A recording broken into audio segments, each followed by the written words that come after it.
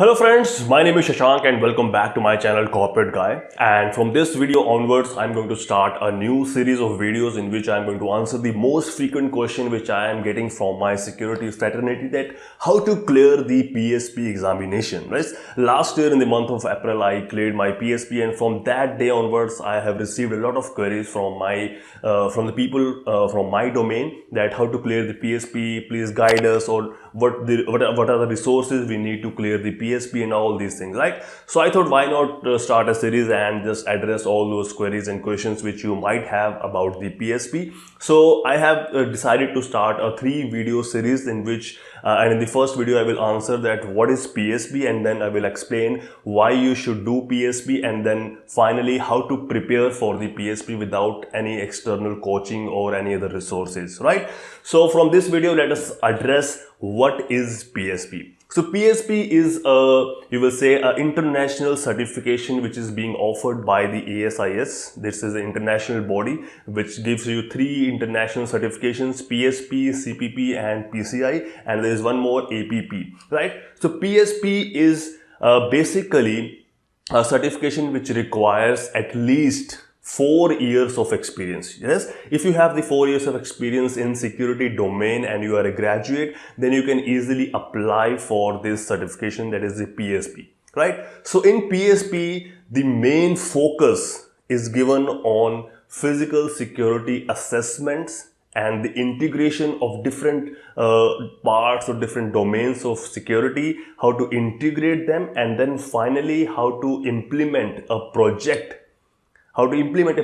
by inculcating the risk assessments, the other domains of security like physical security, external security. You have boundaries, you have fences, you have architecture, you have SEPTED, and all these things comes together and you implement a security project. So basically in PSP we have 3 domains.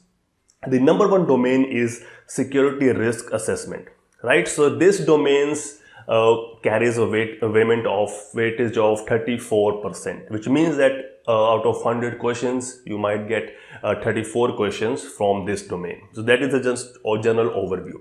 And then there is a second domain which talks about the security design and the integration of different domains of security. And again, this domain carries a weightage of 34%.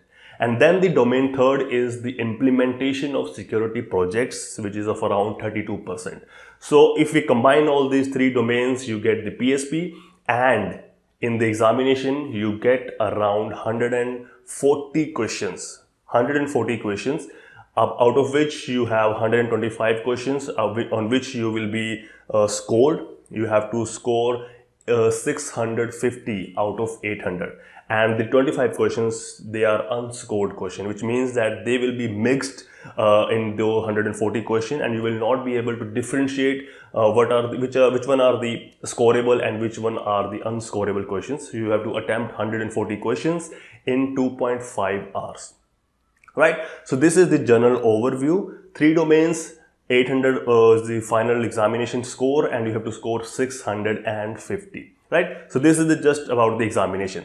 So the question next comes is how much you have to spend for the PSP. Well, earlier the fees, examination fees and all these things were less as compared to the revised examination fees. So as of now, you have to pay $420, right? $420 for the examination, and the $90 for the membership fees. So there are 2 different ways you can just access the examination, is by becoming a member or by staying a non-member. So the preferred way is just to take the membership of $90, which you have for 1 year, and then you can, if you want, you can renew it again. And then you will experience a reduced examination fees. Without membership fees, you will have to pay around $650 or $680, but with membership you have to pay around $530 and $540 for the complete examination, the application fees and the membership, right? So this is the general overview. What is PSP, how much you need to pay, how much experience you need, what are the different domains. And then in next video I will be talking about why you should prepare for the PSP, and how it can help you to excel or give a new direction to your career in security domain. So that's all for today's video, and if you have any questions regarding the PSP, you can just reach out me directly. Just comment, or you can reach out to me through LinkedIn or whatever the way you find, right? Just give me a comment and I will reply to you. Thank you very much for watching this video, and stay tuned for my upcoming videos.